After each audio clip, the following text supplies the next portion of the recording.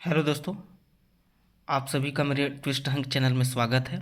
आज मैं आपको बताने जा रहा हूँ बेंट डिडक्शन कितना किया जाता है कोई भी सरिया में। जैसे अपन कंस्ट्रक्शन फील्ड में बीबीएस कैलकुलेट करते हैं, कोई भी स्टील का अपन कटिंग लेंथ वगैरह कैलकुलेट करते हैं, तो उसमें डिफरेंट टाइप के जैसे बेंट अप आते हैं 45, 90, 45, 90, 135, 180 डिग्री में अपन बेंट अप करके उसका जो दिया रहता है उसके हिसाब से अपन उसका बेंड डिडक्शन माइनस किया जाता है और कटिंग लेंथ एक्यूरेट अपन कैलकुलेट कर सके, इसलिए हम उसका बेंट अप डिडक्शन करते हैं। तो जैसे कि मैंने यहाँ पे क्या किया, कंसिडर किया 8 mm का एक सरिया लिया हूँ। आप इसकी जगह जो भी सरिया रहे, ठीक है। मैंने अभी फॉर एन एग्जाम्पल 10 mm का सरिया लिया हूँ। तो जैसे कि 1.45 एंगल के बेंटअप पे कितना डिडक्शन हम उसका माइनस करेंगे, बेंटअप डिडक्शन। तो जैसे कि इसमें टोटल लेंथ क्या होगा, 1.8 ये वाली लेंथ प्लस 1.0 ये वाली लेंथ, कितना हो जाएगा 2.8।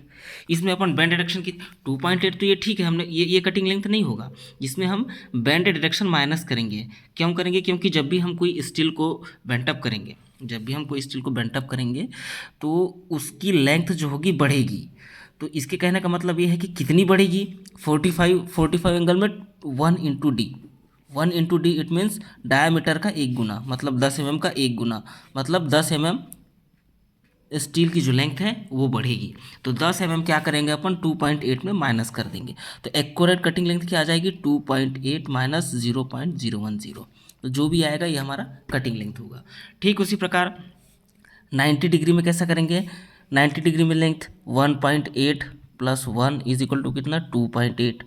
इसमें बैंड डिडक्शन कितना होगा, 90 एंगल में 2 × d, मतलब डायमीटर का दो गुना। तो 10 mm का सरिया है हमारे पास, 2 × 10 mm का मतलब 20 mm।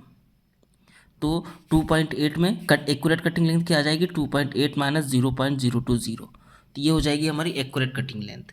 ठीक उसी प्रकार 135 में होता है हमारा 3 × d, ठीक है, डायमीटर का 3 गुना।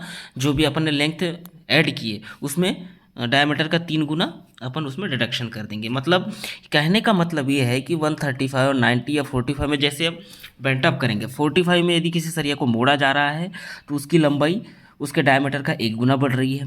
90 डिग्री में यदि किसी स्टील को मोड़ा जा रहा है तो उसकी लंबाई 2 × d डायमीटर का 2 गुना बढ़ रहा है। 135 में यदि किसी स्टील को मोड़ा जा रहा है तो उसकी लेंथ जो है वो डायमीटर का 3 गुना बढ़ रहा है। 180 डिग्री में यदि किसी स्टील को मोड़ा जा रहा है तो उसकी लंबाई 4 × d डायमीटर का 4 गुना बढ़ रहा है। और ठीक इसी प्रकार जो भी उसका डायमेंशन दिया रहेगा उसमें जितना एंगल का बेंटअप है उस हिसाब से उसमें उसकी लेंथ में डिडक्शन कर दिया जाता है, ताकि हम एक्यूरेट कटिंग लेंथ कैलकुलेट कर सकें। थैंक यू दोस्तों। यदि और कुछ क्वेरी हो तो कमेंट में आप बताइएगा, मैं ज़रूर सॉल्व करूँगा। धन्यवाद।